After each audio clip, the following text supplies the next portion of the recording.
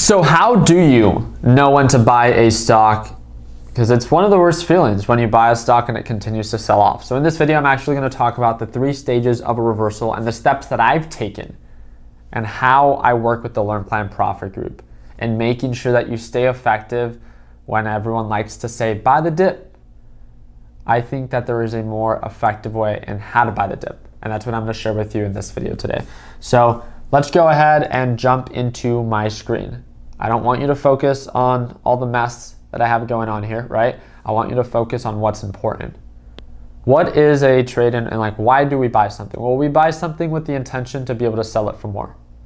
And I want to make sure of 3 things. That I put my money in areas that are consistently bullish, meaning indicating signs of an uptrend. The second thing is I need there to be consistency because I trade based off of technical patterns, right? So that means that I have to be able to identify a pattern to choose to take advantage of it. And the last thing is, I don't know about you, but I don't like overpaying. I like to focus on deals. And it's just those 3 principles that I solely choose to focus on. I like to keep things simple. And it's the simple things in life that people tend to overcomplicate, but you and I are not one of them. So let's go ahead and jump into my screen. So this is Facebook. I don't know if you've heard of them, but it is a nearly $1 trillion market cap company. And if I were to ask you, do you think Facebook's going anywhere anytime soon? No, it's a quality, valuable, blue chip company. And if you look at Facebook on the day chart, meaning where each candle represents a day, right? This is almost a whole year. If I were to ask you, hey, what do you have bought in Facebook 1 year ago? Just looking at it, well, duh, right? It was trading at $170 and now it's trading at $340. I'd love to double my money. Well, what's one thing that I like or find attractive about Facebook? It's bullish. It indicates signs of an uptrend over a long period of time. The direction is in your favor. One of the biggest mistakes that beginner traders make is they always like buying the dip on a stock that is consistently bearish, meaning that it's selling off. Why would you want to buy the dip on something that is losing money? You just think all of a sudden it's going to recover? That's not how the market works. I'm not here to trade based off of hope. I'm here to trade based off of what makes sense. Have a why behind everything that you do. So let's go ahead and dig into it. The direction is in my favor with Facebook. Check.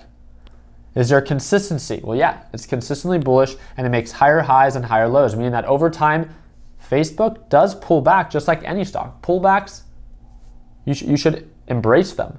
It allows the market to breathe. No one that is well positioned gets scared when the market pulls back because it's, if anything, an opportunity where you can buy more at a cheaper price and write it back for the recovery. The only people that get upset when the market pulls back are those that were not prepared. And like I said, you and I, we're not those people. We are here to be prepared, not to get scared. So now that Facebook has recently pulled on back, guess what?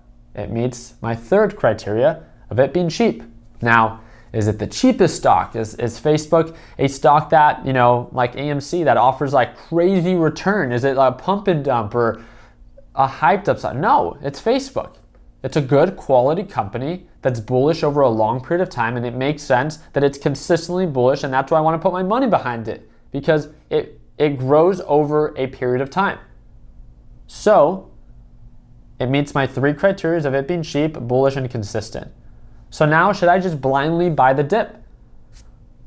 Should I just throw $1,000 into it and just cross my fingers? Well, no. There's an effective way in taking advantage of these opportunities. And within our Learn Plan Profit Group, we call it the 3 stages of a reversal. I want to give you a real example.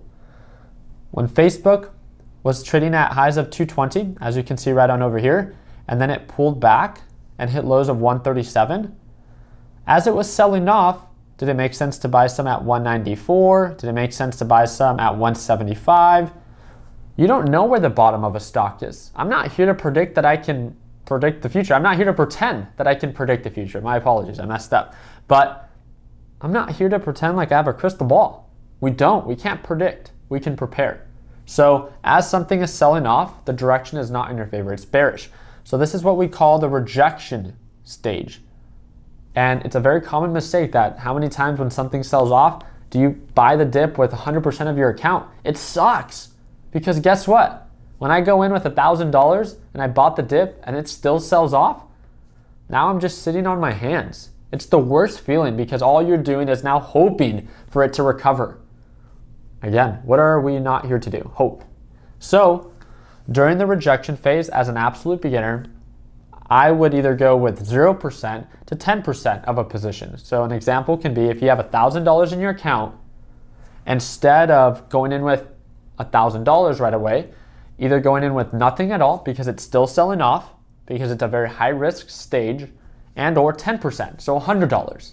$100 out of the $1,000. So if it does continue to sell off, well, yeah, it does suck because you might be losing a little bit of money, but only 10% of your account is invested, so you can tolerate it. Put yourself in a position in which you can tolerate. You're not just hopeful because you don't just think that you control the market and that when you buy, the market has to recover. That's not how the market works.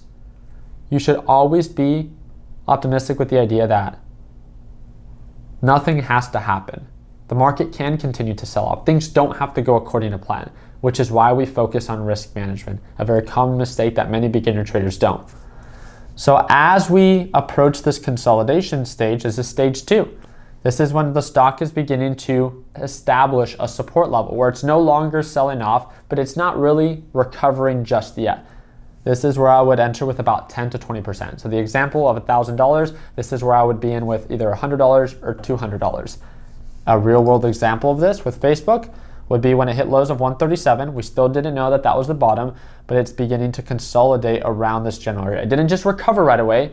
It begins to consolidate. It establishes a support level, and then it breaks above EMA, and then it begins to indicate signs of an uptrend. This is when it's actually indicating signs of an uptrend. This is the why. Why am I going to buy here? Well, now it's actually recovering. So now my why is, well, I want to put my money in something that's actually recovering. Because guess what? It was bullish, it sold off, it's now recovering. I can get it for a good price, and the direction's in my favor. So this is the third stage, confirmation, where it's actually indicating signs of an uptrend. This is where I can step on the gas with 20 to 100% of my position, and it's viewed as a little bit more of a low risk. It still doesn't have to go according to plan. Anything can happen, as a negative news can be shared, the stock can drop, which is why risk management always has to be top one priority. But you are at least taking steps to approach this buy the dip just concept in a much more conservative way. And that's what I'm here to do, to keep it a little bit more simple and to make sense of things, right? That you don't have to do everything blind, or you don't have to do everything with a hopeful mentality, but that you have a why behind something. And that's exactly why I'm making this video, right? I want you to understand the reason why someone does what they do, which is, I think, one of the biggest reasons that our live trading sessions are so of value. During these live trading sessions, how cool would it be where you can watch me trade live every morning at market open and see why I buy a stock, why I sell a stock, why I cut losses, and see it in real time. It's not a recorded video you see an hour later, a week later, or you message me and then I message you back a little bit later. It's real time. And at least with the market's always changing, and real-time value is always the most valuable. And that's what I will actually want you to see in the next video. I want you to see what it's like to watch someone trade live. So only one last video, and it's a live trading video. If you're excited for that, make sure you drop a thumbs up and move on to video number 3. I hope you enjoy.